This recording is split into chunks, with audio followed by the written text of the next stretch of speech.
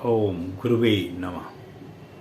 प्यारे हरि भक्तों, अभी तक मैंने आपको पीछे वीडियो में शनि के प्रथम भाव में बैठने का फल बताया, द्वितीय भाव में बैठने का फल बताया। अब हम आज जो चर्चा करेंगे वो करेंगे कि अगर शनि तृतीय भाव में कुंडली में बैठ जाए, 12 भाव में से तृतीय भाव में जब बैठता है तो वह क्या फल देता है। सबसे पहले मैं आपको शनि के बारे में थोड़ी सी जानकारी दे देता हूँ। शनि महाराज हमारे प्रत्यक्ष सूर्य देव के पुत्र हैं और सूर्य देव द्वारा अपने पुत्र का निरादर करने पर उन्हें अपने पिता से हमेशा उनके क्रोध का सामना करना पड़ा। और कहते हैं ना कि जब किसी व्यक्ति को जीवन में आशा की किरण दिखाई नहीं देती है तो वो दो जगह चला जाता है, या तो कहीं ऐसे स्थान पर चले जाता है जहाँ पर उसको कोई तंग ना करे, और या फिर वो भगवान की भक्ति में चला जाता है। तो जब भगवान शनिदेव को सूर्य भगवान ने स्नेह की दृष्टि से नहीं देखा तो उन्होंने जाके भगवान शंकर की शरण पकड़ ली और उन्होंने बोला, प्रभु मैंने समस्त संसार को त्याग दिया, अब मैं आपकी शरण में हूँ, अब जो कुछ तुमने करना है आपने ही करना है, और अगर आप मेरी भक्ति से प्रसन्न नहीं होंगे तो मैं अपने प्राण आपके सामने यहीं पर दे दूंगा।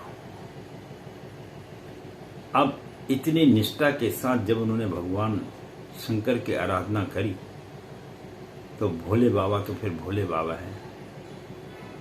जैसे जैसे वो भक्ति करते गए वैसे वैसे उनको भगवान शंकर शक्तियां देते चले गए और देते देते उन्होंने इतनी शक्तियां दे दी कि उन्होंने बोला कि तुम्हारे को मैंने इतनी अपार शक्तियां दे दी हैं, तुम इस संसार में जीव जंतु वनस्पति पुरुष मानव दानव देव सब पर जो है संपूर्ण रूप से जो तुम्हारा मन करेगा उसके कर्मों के हिसाब से न्याय का जो है जिम्मेवारी आपके ऊपर में है। और उनको ऐसा वरदान दिया भी और उन्होंने प्राप्त भी किया। तो ये शनि के बारे में एक छोटी सी सूक्ष्म रूप से मैंने आपको बतलाया। अब हम बतलाते हैं कि शनि देव का जब तृतीय भाव में बैठते हैं तो वह व्यक्ति के जीवन में क्या प्रकाश डालते हैं। शनि देव अच्छा भी प्रकाश व्यक्ति के जीवन में डालते हैं और बुरा भी डालते हैं, क्योंकि मैंने आपको पहले भी बताया कि वो कर्म के हिसाब से व्यक्ति को जीवन में उसका फल देते हैं। और जो भी मनुष्य इस पृथ्वी पर जन्म ले रहा है और जो लेगा वो अपने पूर्व जन्मों के कर्मों के हिसाब से ही जन्म लेता है। वो जीवन में जो कार्य नहीं करना चाहता वो कार्य भी उसके हाथ से हो जाते हैं, और यह सब प्रभु की इच्छा के अनुसार ही सारे कार्य होते हैं। इस बात को आप बिल्कुल सत्य मानिएगा। ये तो एक सूक्ष्म रूप से थोड़ा सा वर्णन किया गया है। अब हम बताते हैं कि शनि जिस स्थान पर बैठता है वह उस स्थान से किस तरह अन्य भावों पर अपना प्रभाव डालता है। अगर शनि जिस स्थान पर बैठा वहां से तीसरी दृष्टि और दसम दृष्टि से एक चरण पर अपनी दृष्टि डालता है और 5वें और 9वें स्थान पर 2 दृष्टि से वो देखता है, और 4थे और 8वें स्थान पर 3 चरण की दृष्टि से वह व्यक्ति के जीवन में देखता है कि वहाँ पर उस ग्रह को देखता है। और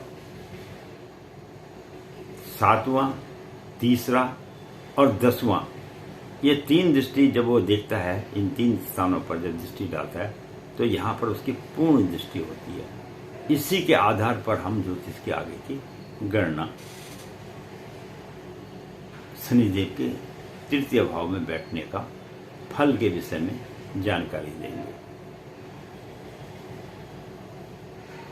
अब कई ज्योतिषाचार्य, अच्छी बात है, कई बार वो इस विषय में भी निर्णय ले लेते हैं कि हमें क्या करना चाहिए और किस प्रकार से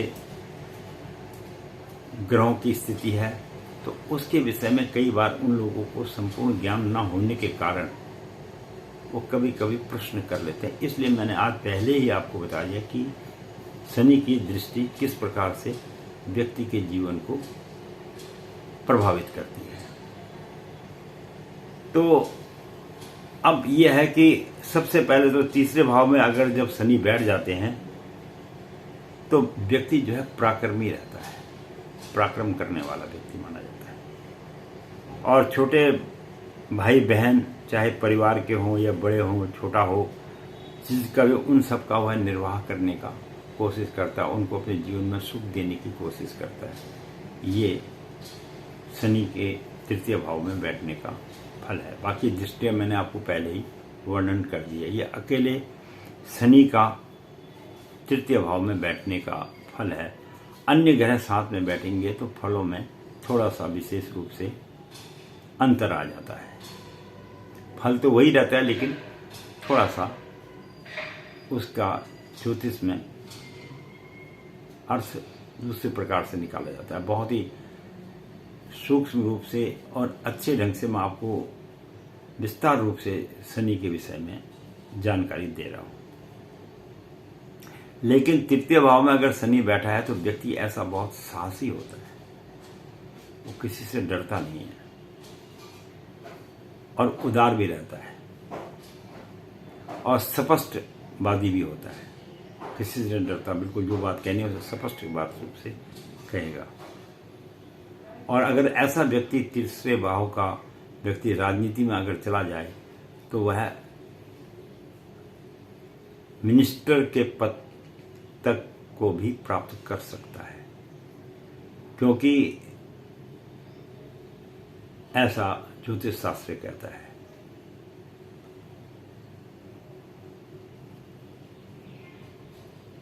और छोटा मोटा जीवन में जो रिस्क है वो छोटी छोटी बातों पर भी उस पे बहस करने लग जाता है।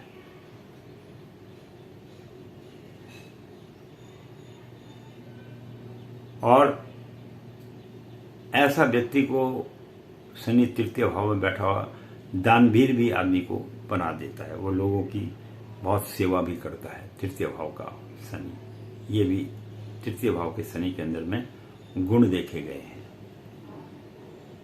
और जब तीसरी दृष्टि से पंचम भाव पर पड़ने के कारण शिक्षा में थोड़ी सी उसकी कमी वो ला देता है। ऐसा तृतीय भाव के शनि का प्रभाव देखा गया है। और जब उसकी औलाद वगैरह कभी होती है विवाह के बाद, तो उस की औलाद होने में थोड़ी सी कठिनाइयों का सामना करना पड़ता है, परेशानी आ जाती है। औलाद तो होती है लेकिन थोड़ी सी समस्याएं उत्पन्न कर देता है।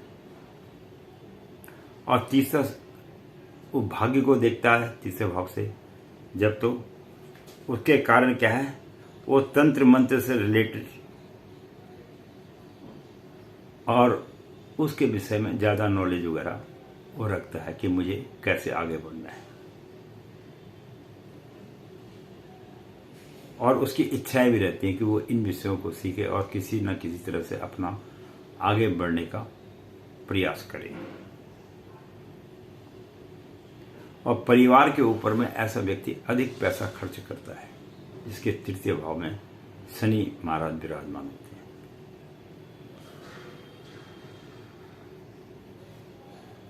और अगर वह किसी व्यक्ति से उधार पैसा भी लेता है जिसके तृतीय भाव में शनि बैठा है तो वह व्यक्ति कर्जे को भी आराम से अदा कर देता है। वैसे ये ध्यान स्मरण रहता है कि मैंने अगर जब पैसा लिया है तो मुझे इसको वापस भी करना है, ये उसके दिमाग में स्मरण हमेशा रहता है। लेकिन तीसरे भाव में जिसका शनि बैठा होता है उसको थोड़ा सा नेत्र संबंधी, आंखों संबंधी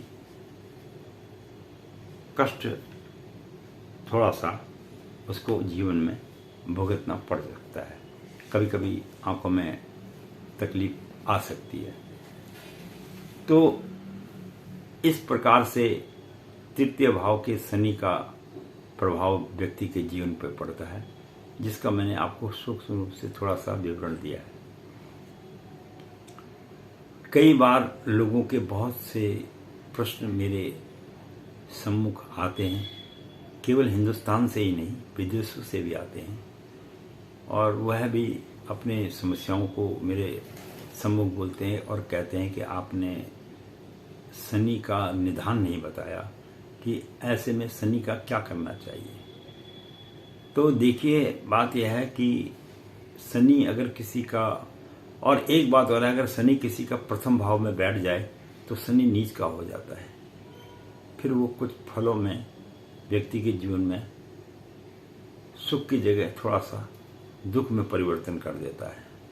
अंक 1 होना चाहिए, चाहे भाव तीसरे में बैठा हो, अगर वहाँ अंक 1 लिखा है तो शनि नीच का हो जाएगा। इस बात का भी स्मरण रखना। बाकी मैंने दृष्टियाँ तो आपको बता ही दी है। तो अब सबसे बड़ी बात है कि शनि को शांत कैसे किया जाए, ये सबसे बड़ी बात है। अगर हम किसी आदमी से बोलते हैं, अब एक आदमी पे दशा तो चल रही, उससे बोले तुम दान करो, पुण्य करो, ये करो, अब वो तो बेचारा पहले ही परेशान है शनि से। अब वो दान पुण्य के लिए भी तो उसके पास पैसा होना चाहिए, तो पैसे की कमी रहती है। तो मैं दान पुण्य को विशेष इतनी महत्वता नहीं देता हूँ। मैं ये कहता हूँ कि अगर आपसे हो सके तो कुछ फलदार वृक्ष अगर आप लगा सकें, जिसको लगाने के बाद आप रहें या ना रहें वो एक अलग विषय है, क्योंकि यहाँ पृथ्वी पर कोई नहीं रहा है। लेकिन उन फलों को जब जब जो व्यक्ति खाएगा वह उस समय ये जरूर कहेगा कि उस व्यक्ति का भला हो जिसने ये पेड़ लगाया है। और आप भी जब किसी वृक्ष के नीचे बैठ के किसी फल को खाते हैं तो आप भी अपने मन में इस बात का स्मरण जरूर करते होंगे कि उस व्यक्ति का भला हो, हम उसकी छाँव में, इस पेड़ की छाया के नीचे बैठे हुए हैं। तो इस प्रकार की जो भावनाएं उत्पन्न होती हैं वही व्यक्ति के जीवन को श्रेष्ठ बनाती हैं। और कुछ आपसे नहीं हो सकता है तो जब आपका मन करे सुबह उठ के 2-4 मिनट, ज़्यादा तो मैं नहीं कहूँगा, 2-4-5 मिनट ओम शम शनिश्चराय नमः, और ये मंत्र भी आपको नहीं आता है, ओम शनिश्चराय नमः, ओम शनि देवाय नमः, शनि का नाम लेके उनको स्मरण कर लें। और एक बार अपने माता पिता का स्मरण जरूर कर लिया करें। मंदिर जाओ ना जाओ इस पर कोई फर्क नहीं पड़ता है, लेकिन तुम्हारे मन में, आप लोगों के मन में ये भावना रहनी चाहिए कि भगवान शनिदेव आपकी जय हो, हमारे जीवन में सुख और शांति बनाए रखना। यही मंत्र सबसे बड़ा मंत्र है, और ये ब्राह्मण द्वारा नहीं, स्वयं करिए आप, और देखिए फिर जीवन का कुछ न कुछ तो प्रभाव पड़ता ही है। इसके साथ ही मैं पंडित गिरीश चंद्र तिवारी अपने आप को आप लोगों के सम्मुख प्रकट करके वीडियो के माध्यम से धन्य मानता हूँ कि आप जैसे महान पुरुषों के सम्मुख मुझे कुछ बतलाने का मौका मिला, कुछ आपके समझ में आता भी होगा। और बाकी अगर कोई आदमी मुझे ज्योतिष संबंधी ज्ञान देना चाहे, वह तो उसकी एक बहुत बड़ी मूर्खता कहूँ या कुछ भी कहूँ, वो मुझे नहीं देना चाहिए, क्योंकि मैंने अपना सर्वत्र जीवन ज्योतिष शास्त्र में ही गुजारा है। समस्त वेदों को पढ़ा, समस्त शास्त्रों को पढ़ा, समस्त पुराणों को पढ़ा। बाकी हमारे सामने तो ये जो ज्योतिषाचार्य लोग हैं अभी बालक के रूप में ही हैं। हम तो बहुत उम्रदार आदमी हैं, चाहे शकल से हम जैसे लगते हों, लेकिन हमारी उम्र 70 साल 70 ईयर्स की हो चुकी है। तो इसमें कोई बड़ाई मारने वाली बात नहीं। ये अध्ययन मेरा अपना तो है ही है, हमारे पिताजी और पिताजी के पिताजी, हमारे नाना जी का बहुत एक महान हस्तियों में से थे, ज्योतिषाचार्य में से, और हम उन्हीं के ज्योतिष के हिसाब से अपना आगे का आप लोगों के सम्मुख प्रस्तुति करते हैं। वीडियो देखने के लिए बहुत बहुत धन्यवाद। जैसा प्रेम आप बनाए रखते हैं मेरे साथ, बनाए रखिए। मैं भी आपको जीवन के बड़े गूढ़ रहस्यों के विषय में जानकारी देता रहूँगा। धन्यवाद। किसी के आहत पहुँचाने का मेरा उद्देश्य नहीं है। ये अपना अपना सोचने का नजरिया है। धन्यवाद।